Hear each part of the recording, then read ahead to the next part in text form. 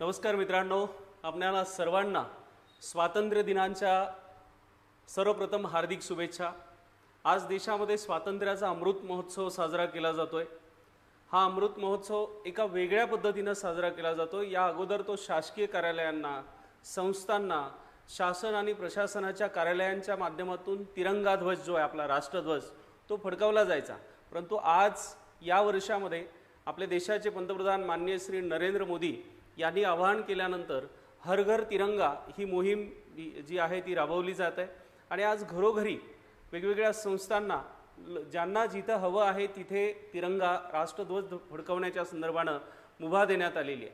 परंतु आता हे ज्या पद्धतीनं मुभा देण्यात आलेली आहे तर त्याचं जे काही एकूणच राष्ट्रध्वज ज्या पद्धतीनं जिथे जिथे फडकवला जातोय ते योग्य पद्धतीनं फडकवला जातोय का, ज्या पद्धतीने त्याचे नियम आहे, जी संहिता आहे ती पाळली जाते का, ही सुद्धा अत्यंत महत्त्वाची बाब आहे। जगातील इतर राष्ट्रांचा जर आपण विचार केला तर त्या राष्ट्रातील लोक त्या देशामध्ये असलेलं राष्ट्रध्वजाचं एकूण जे काही नियम आहेत ते वेगवेगळ्या पद्धतीचे आहे। परंतु आपल्या देशामध्ये राष्ट्रध्वजाची एक संहिता आहे। याचं कारणही असं आहे, हा जो राष्ट्रध्वज आपल्याला मिळाला या राष्ट्रध्वजासाठी आणि या स्वातंत्र्यासाठी, म्हणजे 15 ऑगस्ट 1947ला जे स्वातंत्र्य आपल्याला मिळालं आणि त्याची जी फळं आज आपण चाखतो आहे, जे स्वातंत्र्य आपल्याला मिळाले, जे सार्वभौम अधिकार मिळालेत, फंडामेंटल राईट्स मिळालेत, ह्या सगळ्यांसाठी अनेक स्वातंत्र्यवीरांनी आपल्या आयुष्याचं, कुटुंबाचं अक्षरशः समर्पण दिले। प्रसंगी ते फासावर सुद्धा यासाठी गेले। आणि म्हणून राष्ट्रध्वजाचा इतिहास काय आहे, स्वातंत्र्य आपल्याला जे मिळालं त्याचं एक प्रतीक प्रत्येक राष्ट्र आज जर कुठल्या एका सिम्बॉलिक पद्धतीनं ओळखलं जात असेल तर ते त्या देशाच्या राष्ट्रध्वजाच्या माध्यमातून ओळखलं जातं। आपल्या देशाचा जो राष्ट्रध्वज आहे तिरंगा, याचा इतिहास काय आहे, याची संहिता काय म्हणजे नियम काय आहे, हे थोडक्यामध्ये आज आपण इथे बघणार आहोत। परंतु या 3 दिवसामध्ये राष्ट्रध्वज सगळीकडे फडकवला जाईल, घरोघरी फडकवला जाईल। परंतु तो राष्ट्रध्वज कुठेही पडलेला असता कामा नये, तो कुठे फाटलेला असता कामा नये। म्हणजे रस्त्यानं आपण चाललोय कुठे राष्ट्रध्वज, म्हणजे ही भीती आता वाटायला लागली आहे। ज्या पद्धतीनं सगळीकडे उत्साहाचं वातावरण आहे, सगळीकडे पदयात्रा निघत आहेत, सगळीकडे रॅली निघत आहेत, विशेषतः प्रशासन युद्ध पातळीवर कामाला लागले आहे। प्रशासकीय पातळीवर जो तो अधिकारी एक प्रकारची स्पर्धा केल्यासारखं मग वेगवेगळे कशा पद्धतीनं राष्ट्रध्वज फडकावला जाऊ शकतो, घरोघरी कसा तो फडकावला जाऊ शकतो। आता खरंच ती काळजी जसं शासकीय कार्यालयातले कर्मचारी अधिकारी घेतात ते सर्वसामान्य लोक घेतील का। आणि म्हणून 15 तारखेनंतर 16-17 तारखेला जो आज आपण उत्साह आणि जो एक आनंद राष्ट्रध्वज जो आपल्या अंतःकरणात आहे, खरं म्हणजे तो काही असा प्रातिनिधिक स्वरूपात कुठे फडकवूनच आपल्याला व्यक्त झालं पाहिजे असं काही बंधन नाही आहे। परंतु या उत्साहात आपण सहभागी होताना याची काळजी आपल्याला घ्यायची आहे की 16, 17, 18 तारखेला ज्या पद्धतीनं 13, 14, 15 तारखेला आपण उत्साहानं तो साजरा करतोय, 16, 17 तारखेला या राष्ट्रध्वजाचा अवमान होणार नाही याची पण आपल्याला काळजी घ्यायची आहे। आणि म्हणून मित्रांनो, याचा जो इतिहास आहे, राष्ट्रध्वजाचा इतिहास काय आहे, याचे नियम किंवा संहिता काय आहे, ती आज आपण इथे बघणार आहोत। राष्ट्रध्वजाच्या या 3 रंगी अशा पद्धतीच्या राष्ट्रध्वजाकडे ज्या वेळेला बघतो आणि हे जे अशोक चक्र बघतो, आपल्या सगळ्यांच्या समोरून या देशाच्या स्वातंत्र्यासाठी ज्या म्हणून स्वातंत्र्यवीरांनी समर्पण दिलं, आपल्या आयुष्याचं सर्वस्व दिलं, कुटुंब त्यांची उद्ध्वस्त झाली, कुटुंबावर तुळशीपत्र ठेवून हे लोक स्वातंत्र्य लढ्यामध्ये सहभागी झाले, त्या 1857च्या स्वातंत्र्य समरपासून आपल्याला स्मरण होतं। त्या झाशीच्या राणी असतील, कुंवरसिंह असतील, तात्या टोपे असतील, तो रिव्होल्ट होता जो मायभूमी स्वातंत्र्यासाठी केलेला एक उठाव होता। तिथून पुढचा कालखंड आपण जवळपास 1885 पर्यंत जे राष्ट्रीय सभेच्या माध्यमातून आणि इतर राष्ट्रभावनेच्या माध्यमातून राष्ट्रासाठी समर्पित अशा पद्धतीचा एक तरुण वर्ग निर्माण झाला, राष्ट्रभावना जागृत झाली, राष्ट्रीय पातळीवर आंदोलन सुरू झालं 1905 पर्यंत, म्हणजे पवाळ कालखंड आपण त्याला म्हणतो। आणि 1905च्या नंतरचं जे पहिलं अधिवेशन आहे 1906चं सुरत अधिवेशन, रासबिहारी घोष त्या अधिवेशनाचे अध्यक्ष होते। जहाल जो मतवाद आहे त्याचे जे विचारसरणीचे शिरस्त नेतृत्व आहेत, लोकमान्य टिळक, बालगंगाधर टिळक, लोकमान्य बाळगंगाधर टिळक, बिपिनचंद्र पाल आणि लाला लजपतराय, ही त्रयी आणि त्यांना समर्थन करणारा तमाम युवकांचा तरुण वर्ग, इथून याची सुरुवात झालेली आहे। 1947 पर्यंत आपला हा जो राष्ट्रध्वज आपण पाहतोय हा कशा पद्धतीनं तयार झाला, हा जो राष्ट्रध्वज आहे याच्याबद्दल अनेक कल्पना किंवा मी म्हणेल रुमर्स पसरवले जातात की हे 3 रंग वेगवेगळ्या धर्माचे आहेत. देश हा सर्व धर्मियांचा आहे. या देशामध्ये जे म्हणून सगळ्या धर्माचे बांधव आहे ते सगळे मिळून जर काय असतील तर ते एक भारतीय आहेत. आपण सर्व हिंदुस्थानी आहोत, भारतीय आहोत, इंडियन आहोत. आणि हे जे प्रतीक आहेत मित्रांनो, हा जो रंग आहे केशरी रंग, हा शौर्य, जे हुतात्मा भगतसिंग, सुखदेव, राजगुरू, अशफाकुल्ला खान या सगळ्या क्रांतिकारकांना आलं, ज्यांनी संपूर्ण आयुष्य फक्त स्वातंत्र्य देशाला मिळालं पाहिजे यांच्यासाठी दिलं. ते सुभाषचंद्र बोस असतील, ते लोकमान्य बाळ गंगाधर टिळक असतील, सामाजिक स्वातंत्र्यसुद्धा मिळावं यासाठी समर्पण देणारे क्रांतिज्योती सावित्रीबाई फुले असतील, महात्मा ज्योतिराव फुले असतील, या सगळ्यांचं समर्पण या तिरंग्यासाठी, या देशाच्या स्वातंत्र्यासाठी होतं.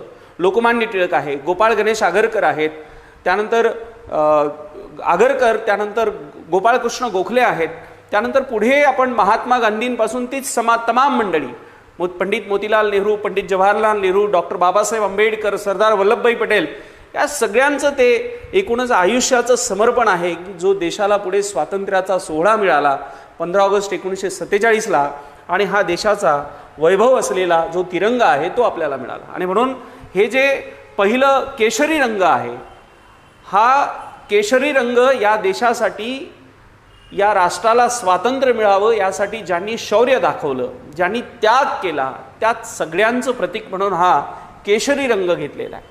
त्यानंतर हा पांढरा श्वेत रंग आम्ही घेतलेला आहे, जो त्यागाचं प्रतीक आहे, जो शांतीचं प्रतीक आहे. शांतीचं, या देशाला, या जगाला युद्ध नको तर शांतीचा आणि अहिंसेचा संदेश देणारा, युद्ध नको तर बुद्ध हवा, महावीर हवेत, हे प्रतीक असलेलं, जगाला शिकवण देणारे, हे शांतीचं प्रतीक असलेला श्वेत म्हणजे पांढरा रंग आहे. आणि शेवटचा जो हिरवा रंग आहे, हा आपला कृषीप्रधान देश आहे. या देशाची सर्वाधिक कशावर अवलंबून असेल तर ती कृषीवर आहे. आणि कृषी म्हणजे जमीन म्हणजे कृषी उत्पन्न, आणि त्यातून ती उत्पन्न म्हणजे सजीव आणि सगळे जे काही पिकं उत्पादन आहे हे हिरव्या रंगाचं प्रतीक आहे. आणि म्हणून हे 3 रंग यात घेण्यात आलेले आहे. आणि हा एशियामधलं सगळ्यात मोठं चक्रवर्ती सम्राट असलेलं साम्राज्य, आणि या साम्राज्याचे जे एकूण वैभवशाली अशी परंपरा होती ते म्हणजे सम्राट अशोकाचं साम्राज्य. आणि या सम्राट अशोकाच्या साम्राज्याचा जो एकूणच विकास होता तो विविध क्षेत्रामध्ये अप्रतिम अशा पद्धतीचा होता. आणि त्या सम्राट अशोकाच्या साम्राज्यामध्ये किंवा राज्यामध्ये एक सुखी आणि संपन्न असा समाज राहत होता. त्याचंच आपण राजमुद्रा घेतली आहे. आणि त्याच सम्राट अशोकाच्या राज्याच्या ज्या काही एक शिलालेख, ताम्रपट आपल्याला मिळाला, त्यातील असलेलं हे अशोक चक्र आहे. या अशोक चक्राचं वेगळेपण, हे जे आरे आहेत हे 24 आरे याच्यामध्ये आहेत. आणि हे फिरतं चक्र म्हणजे देशाच्या प्रगतीचा एक सिम्बॉल आहे, संकेत आहे. असा हा आपला राष्ट्रध्वज, जो 1947ला हिंदुस्थानातनं 2 राष्ट्र वेगळे झाले. 14 ऑगस्ट 1947ला पाकिस्तान हे राष्ट्र वेगळं झालं, आणि 15 ऑगस्ट 1947ला भारत हे राष्ट्र वेगळं झालं. त्या भारताचा हा राष्ट्रध्वज, ज्याला तिरंगा असं म्हणतो, आणि हा तिरंगा, या स्वातंत्र्याला 75 वर्ष पूर्ण झाले. आणि म्हणून त्याचा अमृत महोत्सव आपण साजरा करतोय. तो करत असताना त्याचं भान आणि स्मरण आपल्याला ठेवायचंय की याचा कुठल्याही पद्धतीनं अनादर आपल्याकडनं होणार नाही. आता आपण या राष्ट्रध्वजाची निर्मिती कशी झाली त्याचे टप्पे बघू, त्यानंतर याची संहिता बघू, आणि तुमचे प्रश्न जर काही असतील तर निश्चित त्याचं सुद्धा स्वागत असेल. सो मित्रांनो, 1906 पासून आपल्या देशाला स्वातंत्र्य मिळावं ही जी काय वाटचाल सुरू झाली ती मुख्यतः 1885 पासून झाली. राष्ट्रीय पातळीवर आपली राष्ट्रीय सभा नावाची एक संघटना स्थापन झाली. त्यात दादाभाई नौरोजी, गोपाळकृष्ण गोखले, दिनशा बादशाहपासून ही सगळी मंडळी यांनी 1905 पर्यंत कार्य केलं. त्यानंतरचा पुढचा जो कालखंड आहे तो जहाल कालखंड म्हणून ओळखला जातो. 1905 ते 1905, 1920 त्यात लाला लजपत राय, लोकमान्य टिळक, बिपिनचंद्र पाल ही टीम आणि यांच्यासोबत असलेली इतर टीम, या सगळ्यांनी मिळून पहिलं जे काय आपलं चरण पडलं 1906ला ज्या वेळेला सुरत अधिवेशन होतं, या सुरत अधिवेशनाच्या वेळेला जहाल आणि मवाड यांच्यामध्ये फूट पडली आहे. यातील जो गट होता, त्या गटाचं एक मागणी होती की आपल्या देशाच्या स्वातंत्र्यासाठी आक्रमक पद्धतीनं ब्रिटिशांकडे मागणी केली पाहिजे. यावेळेला हे जे काही राष्ट्रध्वजाचं पहिला सिम्बॉल आपल्या पुढे आला, त्याच्यामध्ये सगळ्यात वर हिरवा रंगाचा पट्टा आहे, त्यानंतर पिवळ्या रंगाचा पट्टा आहे आणि त्याच्याखाली लाल म्हणजे रेड कलरचा पट्टा आहे. पहिल्या हिरव्या रंगाच्या पिवळ्या रंगाचा मधला जो पट्टा आहे त्यामध्ये वंदे मातरम म्हणजे मातृभूमीला वंदन करणारा हा संदेश इथे लिहिलेला आहे. आणि खाली जो रेड पट्टा आहे त्याच्यामध्ये अर्धचंद्र आहे आणि इकडे सूर्याचा सिम्बॉल आहे. ओके, हा 1906 राष्ट्रीय सभेचं 1906चं अधिवेशन. ओके, आता पुढे जाऊ. 1907चं जे पुढचं सुरत अधिवेशन आहे, ज्यामध्ये राष्ट्रीय सभेमध्ये फूट पडली आणि एकीकडे भारतामध्ये झाल मवाळ अशा पद्धतीचं आंदोलन सुरू होतं, दुसरीकडे बर्लिनमध्ये एक समिती, ज्या समितीमध्ये ज्या मॅडम भिकाजी कामा आहे यांनी हा फ्लॅग पुढे आणला आणि हा फ्लॅग भारतीय स्वातंत्र्यासाठी एक संकेत म्हणून पुढे न्यावा अशा पद्धतीचं आव्हान त्यामध्ये करण्यात आलं. याच्यामध्ये 7 स्टार आहे, म्हणजे पहिले 3 रंग, म्हणजे इकडे जो हिरवा रंग होता तो खाली गेला आणि इकडे केशरी रंग आला, दुसरा रंग पिवळा रंग, तिसरा रंग हिरवा रंग.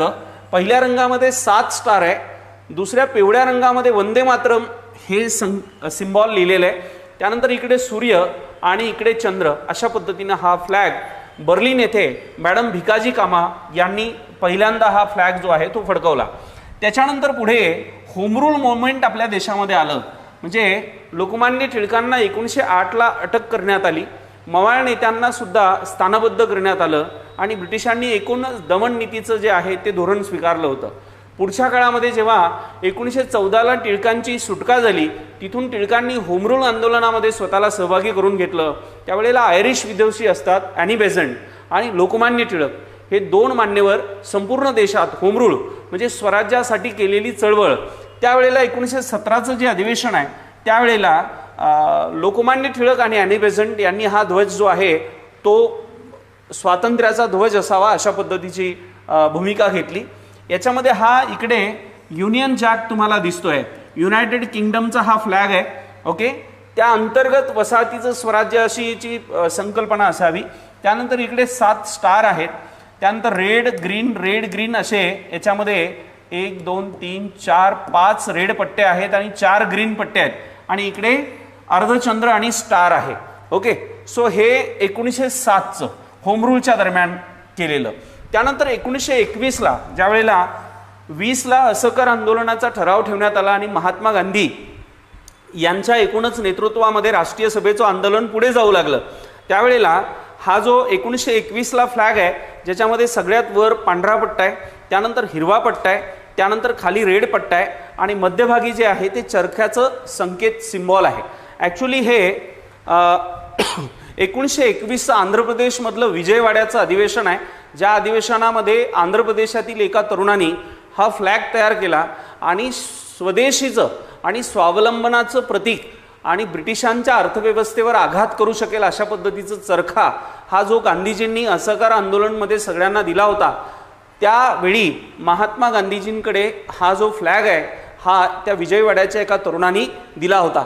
याच दरम्यान आता राष्ट्रध्वज जो आपला मूळ राष्ट्रध्वज आहे त्याला बनवण्याची प्रोसेस जी आहे ती सुरू झालेली होती, ते मी पुढे आपल्याला सांगतो. 1931ला जी राऊंड टेबल कॉन्फरन्स 2 त्यावेळेला होती आणि रावी नदीच्या तीरावर राष्ट्रध्वज पंडित जवाहरलाल नेहरू यांनी फडकवलेला होता. तो 31ला हा राष्ट्रध्वज आकाराला आला, ज्यात वर केशरी रंग, मध्ये पांढरा रंग, खाली हिरवा रंग आणि मधोमध अशा पद्धतीचा चरखा होता सूत कातण्याचा. ओके, सो हा 1931चा. त्यानंतर 1947ला हा अंतिम राष्ट्रध्वज म्हणजे तिरंगा आपला तयार झाला, ज्यामध्ये केशरी रंग, त्यानंतर पांढरा रंग आणि त्यानंतर हिरवा रंग आणि मध्ये अशोक चक्र 24 आरे असलेलं प्रगतीचा अशोक चक्र म्हणजे केशरी रंग, त्याग आणि शौर्याचं प्रतीक असलेलं केशरी रंग सगळ्यात वर, त्यानंतर शांतीचा प्रतीक असलेलं, संयमाचं प्रतीक असलेलं, अहिंसेचं प्रतीक असलेला पांढरा रंग आणि प्रगतीचं कृषी आणि प्रगतीचं प्रतीक असलेला हिरवा रंग आणि प्रगती ही कायम सुरू राहावी म्हणजे कायम जसं चक्र सुरू राहतं ते एक प्रकारचं जीवन आहे, जीवन चक्राप्रमाणे कायम सुरू राहावं. जर ते थांबलं तर थांबणं म्हणजे मृत्यू आहे, तर ते कायम चालू राहावं, जीवन हे कायम चालू राहावं, राष्ट्र हे सदैव प्रगतीच्या मार्गावर राहावं असा संकेत असलेला हा देशाचा आपला राष्ट्रध्वज जो 1947ला अंतिमतः तयार झाला. सो 1906 ते 1947 पर्यंत हा एक आपण मागोवा घेतला. आता याला थोडंसं आणखी थरोली आपण लक्षात घेऊ. 1906चा हा तो राष्ट्रध्वज आहे. ज्या वेळेला राष्ट्रीय सभेचं अधिवेशन आहे, इथे लाला लजपत राय आहेत, मध्ये मधोमध बसलेले लोकमान्य टिळक आहे आणि हे बिपिन चंद्र पाल आहेत. हे खाली रासबिहारी घोष आहेत आणि राष्ट्रीय सभेच्या अधिवेशनामध्ये जो फ्लॅग आहे तो घेण्याच्या संदर्भानं हे पहिलं चरण पडलेलं आहे. पुढे 1907ला स्टुटगार्ट जर्मनी येथे सामाजिक परिषद भरली होती आणि मॅडम भिकाजी कामा यांनी हा पहिला राष्ट्रध्वज, ज्यामध्ये 7 स्टार जी हिरवी पट्टी, त्यानंतर मध्ये केसरी पट्टी ज्याच्यावर वंदे मातरम लिहिलेलं आहे आणि खाली रेड पट्टी, ज्या डाव्या बाजूला सूर्य आणि उजव्या बाजूला चंद्र, अर्धचंद्रकोर अशी पट्टी आहे. सो ह्या पद्धतीचं मॅडम भिकाजी कामा यांनी पहिल्यांदा राष्ट्रध्वज जो आहे तो फडकवला. त्यानंतर 1917ला होम रूल मोमेंटचं नेतृत्व करत असलेल्या आयरिश विद्युतशी ॲनी बेझंट आणि लोकमान्य बाळ गंगाधर टिळक यांनी स्वराज्य चळवळीच्या वेळेला जो राष्ट्रध्वज आहे, ज्याची प्रतिमा मी तुम्हाला दाखवली, ज्यात युनियन जॅक डाव्या बाजूला युनियन जॅक युनायटेड किंगडमचा आणि इतर स्टार असलेले आणि रेड ग्रीन पट्ट्या असलेल्या, तो 1921चा. 1917चा 1921ला विजयवाडा अधिवेशन मी आपल्याला सांगितलं. महात्मा गांधीजींच्या या अधिवेशनामध्ये राष्ट्रध्वज पुढे समोर आला. 1929चं लाहोर अधिवेशनामध्ये जो तिरंगा आहे याच्या संदर्भातला ठराव ठेवण्यात आला आणि तुम्हाला माहिती आहे पुढे 1930ला रावी नदीच्या तीरावर पंडित जवाहरलाल नेहरू यांनी तिरंगा ध्वज जो आहे तो फडकवला होता. 1921ला ज्यांनी अंतिमतः राष्ट्रध्वजाला अंतिम स्वरूप दिलं किंवा जो आज आपण राष्ट्रध्वज फडकवतोय ते आहेत पिंगली व्यंकय्या यांनी. जवळपास 5 वर्ष परिश्रम घेऊन अगोदर पांढरा रंग, हिरवा रंग आणि लाल पट्टा आणि मध्ये चरखा असलेला राष्ट्रध्वज त्यांनी तयार केला आणि त्याच्यानंतर केसरी रंग, पांढरा रंग, हिरवा रंग मध्ये चरखा असलेला राष्ट्रध्वज तयार केला आणि त्याच्यानंतर हाच अंतिम करण्यात आला. फक्त चरख्याच्या ऐवजी फिरतं अशोक चक्र, प्रगतीचं सांकेतिक सिम्बॉल असलेलं अशोक चक्र इथे घेण्यात आलं. सो यांनी तयार केलेला हा राष्ट्रध्वज अंतिमतः आपण स्वीकारला. आता पुढे याच्यामध्ये झालेल्या ज्या घटना आहेत त्या मी कंटिन्यू करतो. त्याच्या अगोदर मला आपल्याला एक घटना आपल्या लक्षात आणून द्यायची आहे, जी ही आहे. हे लाहोर अधिवेशन आहे. यात पंडित जवाहरलाल नेहरू यांनी भारताला आणि भारतासह वसाहतीमध्ये असलेल्या अनेक राष्ट्रांना, जे काही ब्रिटिशांनी पारतंत्र्यात टाकलेले राष्ट्र आहे, या सगळ्यांना स्वातंत्र्य देण्यात यावं, स्वराज्य देण्यात यावं अशा पद्धतीची भूमिका लोकमान्य पंडित जवाहरलाल नेहरू यांनी घेतलेली. लोकमान्य टिळकांचा टेन्युअर 1920लाच संपतो. दुर्दैवानं 20ला टिळकांचं निधन होतं आणि त्यानंतरचा पुढचा जो टेन्युअर आहे महात्मा गांधी, पंडित मोतीलाल नेहरू, ज्यांनी नेहरू रिपोर्ट 1928ला ठेवला. 29चं हे लाहोर अधिवेशन आहे, ज्या अधिवेशनामध्ये पंडित जवाहरलाल नेहरू यांनी अखेरचा इशारा दिला ब्रिटिश गव्हर्नमेंटला की एकतर स्वराज्य देण्यात यावं आणि 1 वर्षात जर स्वराज्य दिलं नाही तर आम्ही 26 जानेवारी 1930ला आमचं स्वतःचं देश स्वतंत्र असल्याची घोषणा करू. आणि याचं जे नेहरूंनी त्याचं अनुकरण पुढच्या काळामध्ये केलं आहे आणि 1930ला नेहरूंनी रावी नदीच्या तीरावर 1930ला पंडित जवाहरलाल नेहरू यांनी रावी नदीच्या तीरावर आपला जो राष्ट्रध्वज आहे तिरंगा, हा तिरंगा ध्वज जो आहे तो फडकवलेला आहे. सो ही बाब अत्यंत महत्त्वाची आहे की देशात सर्वप्रथम राष्ट्रध्वज ब्रिटिश सरकारला आव्हान देऊन फडकवण्याचं काम जर कोणी केलं असेल तर ते भविष्यातील देशाचे पहिले पंतप्रधान पंडित जवाहरलाल नेहरू यांनी केलं. 1930ला रावी नदीच्या तीरावर त्यांनी राष्ट्रध्वज जो आहे तो फडकवला. आता आपण थोडा जो क्रम आपला सुरू होता त्याच्याकडे पुन्हा जाऊ. आपण इथपर्यंत आलेलो होतो. आपण बघितलं होतं की 1929चं ते अधिवेशन. आता पिंगली व्यंकय्या यांनी या राष्ट्रध्वजाला अंतिम रूप दिले. पुढे काय झालं, 1946ला आपल्या देशाला स्वातंत्र्य, म्हणजे जसं 1939ला सेकंड वर्ल्ड वॉर सुरू झालं त्यावेळेला ब्रिटनमध्ये सुद्धा दुसरा हुजूर आणि मजूर जे त्यांचे पक्ष आहे त्या पक्षांपैकी क्लेमेंट ॲटली यांनी घोषणा करून टाकली की जगाला दुसऱ्या महायुद्धानंतर आम्ही पारतंत्र्यात असलेल्या राष्ट्रांना स्वराज्य देऊ. आणि ही जशी घोषणा झाली, अर्थात त्यासाठी 1939ला सेकंड वर्ल्ड वॉर सुरू झाल्यानंतर या महायुद्धाचा भाग होणं या कुठल्याही पारतंत्र्यात असलेल्या राष्ट्राला आणि जनतेला अभिप्रेतच नव्हतं. म्हणून आपल्याकडे चले जाओ मुवमेंट सुरू झाली, वैयक्तिक चळवळ सुरू झाली. आणि तेव्हा मग तुम्हाला स्वातंत्र्य हवंय तर तुमच्याकडे घटना असावी, म्हणून आपली वैयक्तिक योजना, राजाजी योजना जी सी राजगोपालचारी यांनी दिलेली होती. पुढे मग त्रिमंत्री योजना आली, कॅबिनेट मिशन आलं. ओके. आणि 1946ला भारताला संविधान तयार करण्याच्या संदर्भाचा जो ठराव होता, जे कॅबिनेट मिशन होतं, ते आपण स्वीकारलं. ओके. आणि 1946 हे कॅबिनेट मिशन आहे ज्यात संविधान सभा निर्मितीची परवानगी मिळाली. पुढे 2 वर्ष 11 महिने 18 दिवस काम चाललं आणि 26 नोव्हेंबर 1949ला आमच्या देशाचं संविधान तयार झालं. ओके. आता त्याच्या आधीची एक घटना आपण लक्षात घ्या, ती म्हणजे 18 जुलै 1947ला भारताला स्वातंत्र्य देण्यासंदर्भातला जो ठराव आहे तो ब्रिटन पार्लमेंटमध्ये मंजूर झाला. आता ब्रिटन पार्लमेंटमध्ये भारताला स्वातंत्र्य देण्याचा ठराव मंजूर झाला. कधी झाला? 18 जुलै 1947ला. हा ठराव मंजूर झाल्याबरोबर म्हणजे त्याच्या अगोदरच 1946 पासून घटना समितीचं भारतीय संविधान निर्मितीचं काम सुरू होतं. याचे जे अध्यक्ष होते ते डॉक्टर राजेंद्र प्रसाद होते. सर्व जे मेंबर होते जे घटना देशाचं संविधान कसं असेल यावर चर्चा करायचे आणि याचं संहितीकरण म्हणजे ड्राफ्टिंग करण्याचं जे काम होतं ते डॉक्टर बाबासाहेब आंबेडकर करायचे. म्हणजे त्याला म्हणूनच बाबासाहेबांना भारतीय राज्यघटनेचं शिल्पकार म्हटलं जातं. त्याचं ते कारणच आहे की ती चर्चा झाल्यानंतर त्याचे रेफरन्सेस घेऊन जगातल्या इतर राज्यघटनांचा अभ्यास करून भारतीय नागरिकांच्या हिताची आणि सगळ्यांच्या सार्वभौमत्वाचं रक्षण करणारी घटना निर्माण करण्यासाठी अत्यंत परिश्रम घेण्याचं काम जर कोणी केलं असेल तर ते वंदनीय डॉक्टर बाबासाहेब आंबेडकरांनी केलं. आणि म्हणून आजही आपल्या देशात जर कुठलीही प्रचंड मोठी समस्या निर्माण झाली तर या देशातला सर्वसामान्य माणूस हा संविधानाकडे पाहतो आणि या संविधानाचं रक्षण होईल यासाठी तो सर्वोच्च न्यायालयाकडे पाहतो. आणि म्हणूनच म्हटलं जातं की हे भारतवासी, आपके हर मुकम्मल समस्या का, आपकी हर समस्या का मैं मुकम्मल जवाब हूँ. आप कभी मुझे फुर्सत से पढ़िए तो सही, मैं भारत का संविधान हूँ. सो भारताच्या संविधानाचं ते मोठेपण आहे की या देशातल्या सर्वसामान्य माणसाला ताकद देण्याचं काम भारताचं संविधान करतं. आणि हे संविधान 2 वर्ष 11 महिने चाललं. संविधान निर्मितीचं काम सुरूच होतं. दरम्यान 18 जुलैला हा ठराव झाल्याबरोबर 4 ते 5 दिवसात 22 जुलै 1947ला देशाच्या राष्ट्रध्वजाला मान्यता देण्यात आली. आणि तो ध्वज म्हणजे हा भारताचा आजचा तिरंगा आहे, ज्यात वरचा रंग केशरी आहे, मधला रंग पांढरा आहे, खालचा रंग हिरवा आहे आणि मध्ये 24 आरे असलेलं सम्राट अशोकाच्या राज्यातलं चक्रवर्ती सम्राट अशोकाच्या राज्यातलं फिरतं अशोक चक्र आहे. हा तो तिरंगा ध्वज ज्याला मंजुरी कधी देण्यात आली? आता ही मंजुरी कोणी दिली? ही मंजुरी घटना समितीने दिली. ओके. ही मंजुरी देण्यात आली. आता पुढे 14 ऑगस्ट 1947ला म्हणजे जे माउंटबॅटननी योजना दिली हिंदुस्थानाच्या फाळणीची योजना, यामध्ये 14 ऑगस्ट 1947ला हिंदुस्थानातील वायव्य भागातला पाकिस्तान हे राष्ट्र निर्माण झालं आणि पूर्वेकडील भागातला हिंदुस्थानातला भाग म्हणजे भारत हे राष्ट्र निर्माण झालं. सो 14 ऑगस्ट 1947ला पाकिस्तान हे स्वतंत्र राष्ट्र निर्माण झालं.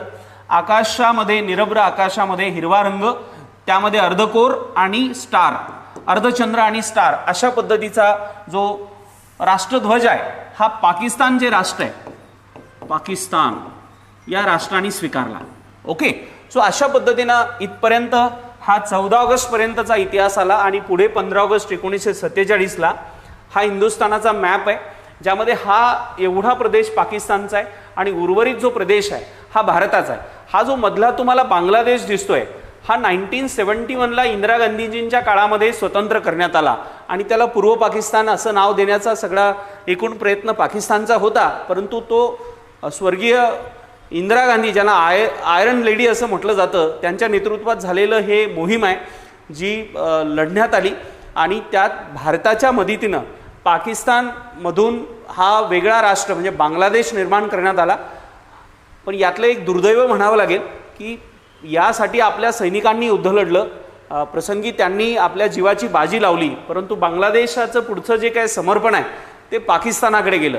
परंतु आता तो राष्ट्र वेगळा झाला आहे आणि म्हणून पाकिस्तानच्या स्वरूपात जे काय अंतर्गत घुसखोरी असेल, आतंकवाद असेल, अशा ज्या घटना आहेत त्या जेवढ्या पाकिस्तानच्या बाजूनं पुरस्कृत आहेत इकडनंही आहेत पण तेवढ्या प्रमाणात नाही आहे. ते जर एक राहिलं असतं तर मग आणखीनच भारताची अडचण जास्त झाली असती.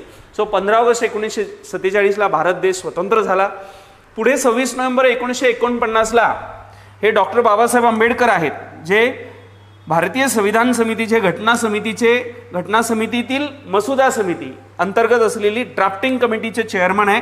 देशाचं तयार केलेलं संविधान हे डॉक्टर राजेंद्र प्रसाद भारतीय संविधान घटना समितीचे अध्यक्ष यांच्याकडे सुपूर्द केलं जात आहे 26 नोव्हेंबर 1949ला, बरोबर आहे.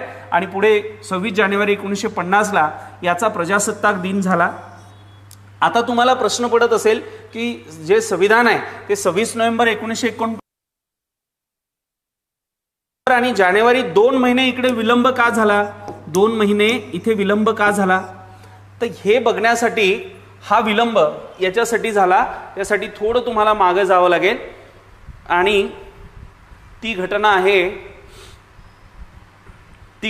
ही 1930च्या रावी नदीच्या तीरावर पंडित जवाहरलाल नेहरू यांनी केलेला पहिला राष्ट्रध्वजाचं जे फडकवलेलं होता ती तारीख सुद्धा 26 जानेवारीच होती.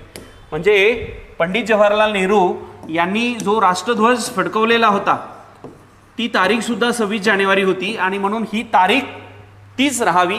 पंडित जवाहरलाल नेहरू यांनी केलेलं ऐतिहासिक कार्य होतं ते की ब्रिटिश साम्राज्य असताना त्या साम्राज्यामध्ये त्या काळामध्ये राष्ट्रध्वज स्वीकारणं, त्या काळात म्हणजे हे तर पुढच्या काळात मिळालेली मान्यता आहे, पण 1930ला हा अक्षरशः संघर्ष होता. तेव्हा राष्ट्रध्वजाचं नाव म्हणजे उच्चारणं किंवा राष्ट्रध्वज फडकवणं त्याच्यासाठी जेल होत होती, त्यासाठी प्रसंगी जेलमध्ये टाकलं जात होतं. अशा परिस्थितीमध्ये पंडित जवाहरलाल नेहरूंनी ती जोखीम पत्करून रावी नदीच्या तीरावर राष्ट्रध्वज फडकवला आणि ती तारीख 26 जानेवारी 1930 होती आणि म्हणून ती तारीख चुकू नये म्हणून 2 महिने पुढे प्रजासत्ताक दिन जो आहे तो पुढे टाकण्यात आला. आणि जस्ट अ सेकंड, हां,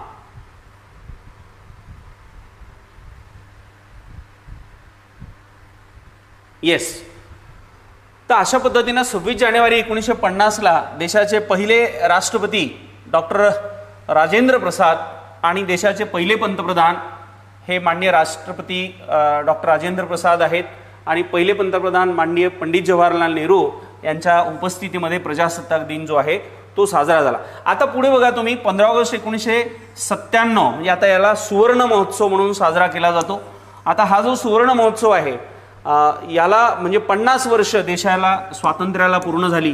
ते 1997ला इंदरकुमार गुजराल हे त्यावेळेला देशाचे पंतप्रधान होते. त्यानंतर अमृत महोत्सव जो आहे तो आत्ता आपण साजरा करतोय म्हणजे देशाला 75 वर्ष पूर्ण झालेली आहे, तो अमृत महोत्सव आहे. आपण पुढे जाऊ. अमृत महोत्सव आज आपण साजरा करतोय, हर घर तिरंगा.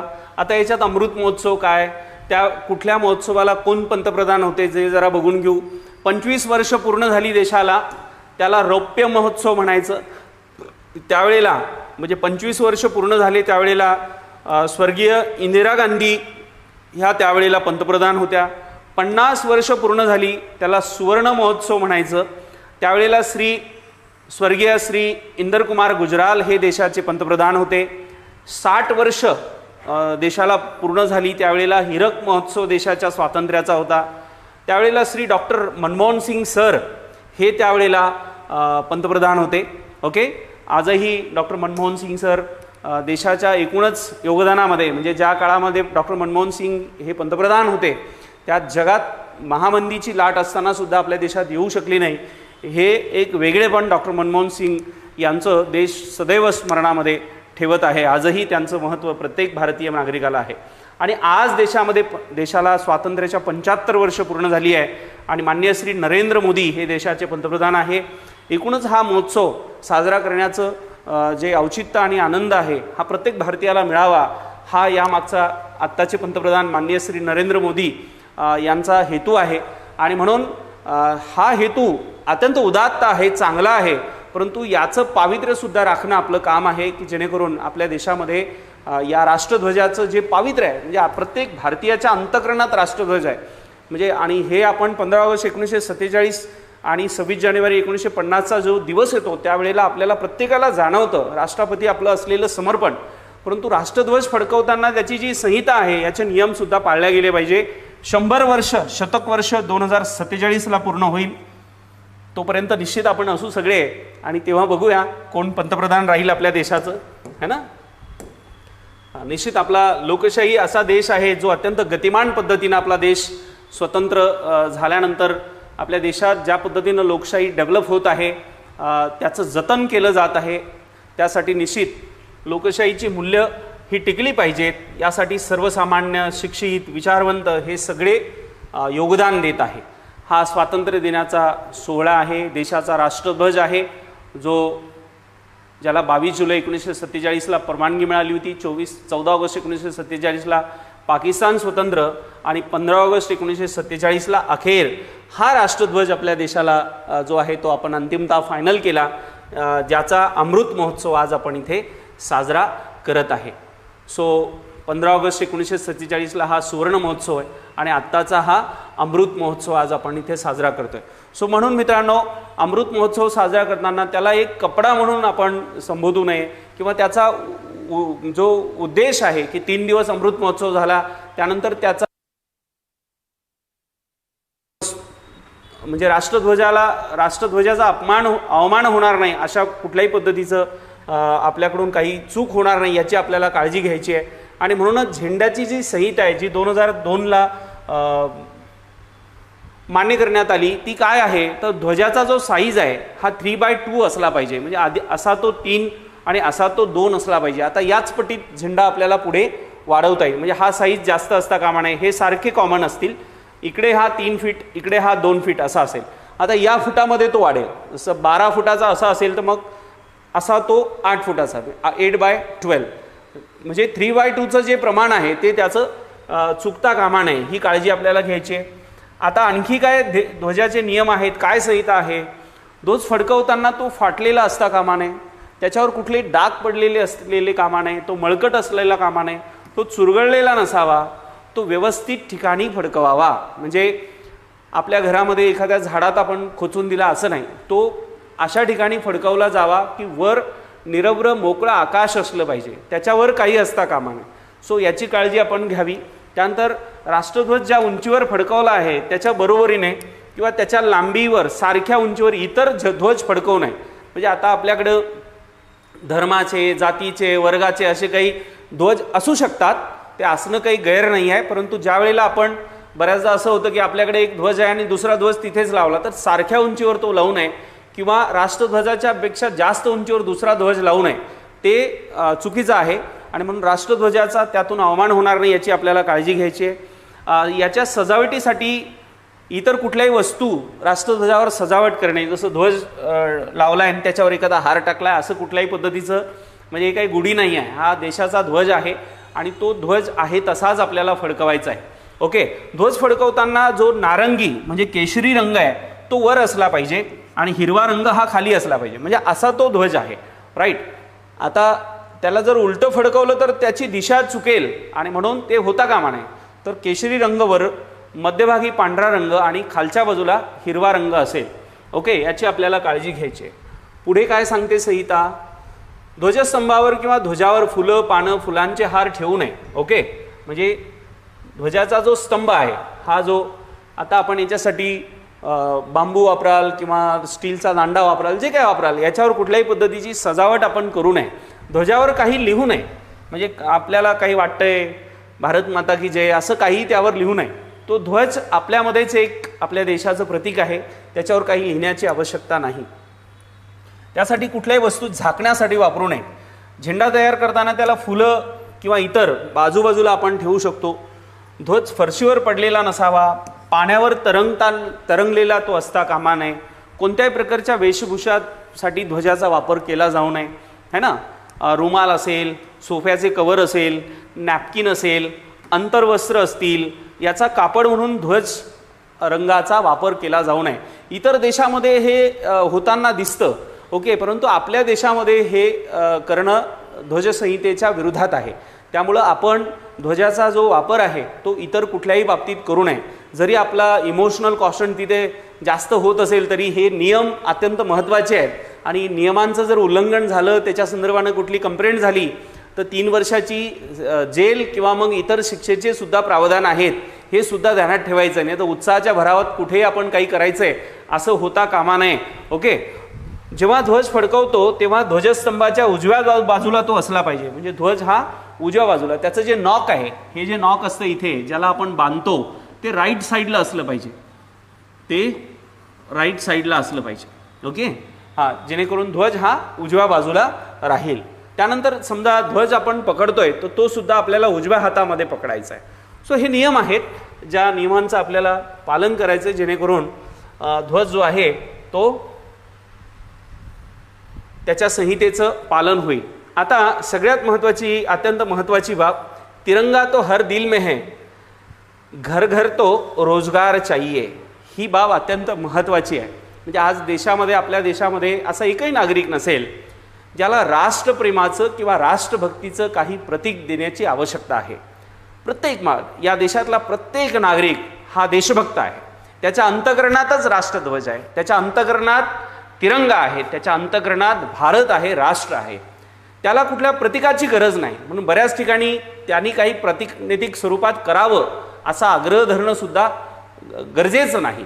आणि म्हणून देशात जर काही पुरवायचं असेल तर केंद्र आणि राज्य शासन म्हणजे युनियन गव्हर्नमेंट आणि स्टेट गव्हर्नमेंटनी ज्या उत्साहानं राष्ट्रध्वज आणि तिरंगा घर घर हे ज्या पद्धतीनं, म्हणजे अक्षरशः यासाठी कोट्यावधी रुपयाचा निधी खर्च करून त्याचे जे काय ब्रँडिंग, बॅनर, ॲडव्हर्टाइजमेंट चालल्यात, याची मला असं वाटतं खरंच गरज होती का, याची विचारवंतांनी आणि हे जे निर्णय घेणारे, धोरणात्मक निर्णय घेणारी मंडळी आहे यांनी विचार करण्याची गरज आहे.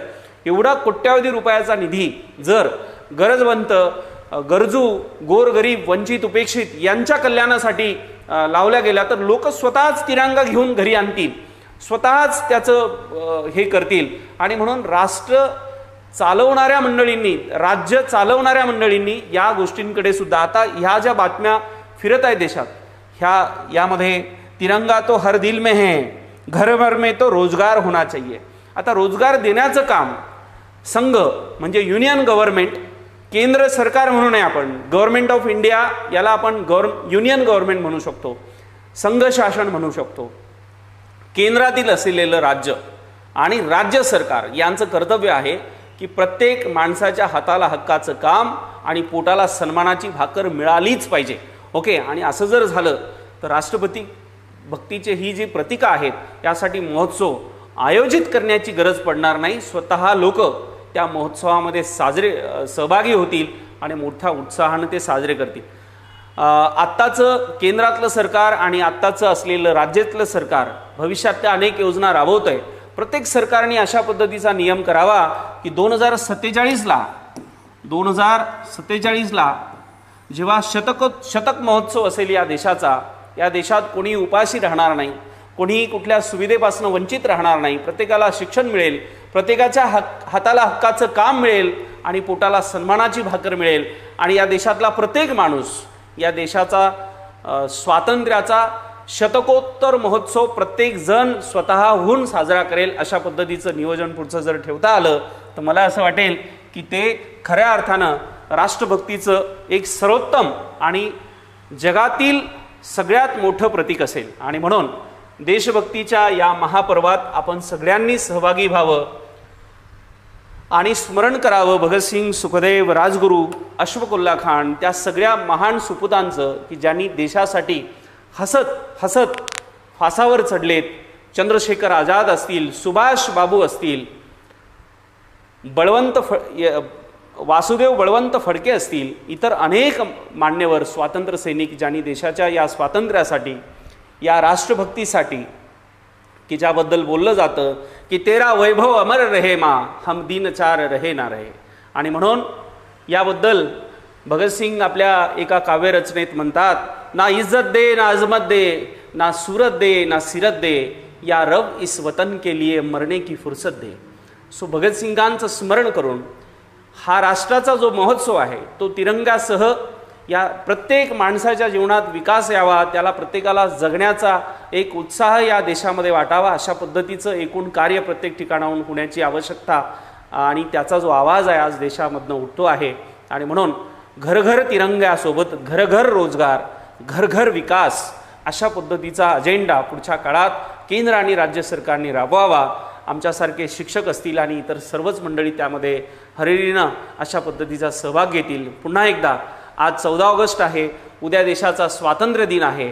15 ऑगस्ट या देशाचं भूषण, विश्वातलं सगळ्यात मोठं भूषण जर काय असेल तर विजयी विश्व तिरंगा प्यारा, तिरंगी झेंडा ऊंचा रहे हमारा. सो हा विश्वामध्ये आकाशाला उंच झेपत असलेला तिरंगा विश्वामध्ये गगनभरारी घेत राहणारा असावा आणि या देशातला जो नागरिक आहे या राष्ट्रध्वजाच्या एकूणच राष्ट्रध्वजाचं प्रतीक मानून या देशामध्ये तो आनंदानं आणि उत्साहानं जगावा अशा भावनेसह 15 ऑगस्ट 1947च्या पुढच्या 75 वर्षाचा जो एकूणच इतिहासाचा स्वातंत्र्याचा कालखंड आपण उपभोगू शकलो, थोर स्वातंत्र्य सैनिकांना तिवार वंदन करून 15 ऑगस्ट 1947 नंतर 15 ऑगस्ट 2022 75 वर्ष पूर्ण आणि 76व्या वर्षात आपण पदार्पण करतोय. आपल्याला सगळ्यांना स्वातंत्र्य दिनांच्या मनपूर्वक शुभेच्छा देतो. हा स्वातंत्र्य दिन चिराऊ हो, भारत हे राष्ट्र बलशाही आणि समृद्ध हो अशा पद्धतीची प्रार्थना करतो आणि इथे थांबतो. Thank you so much.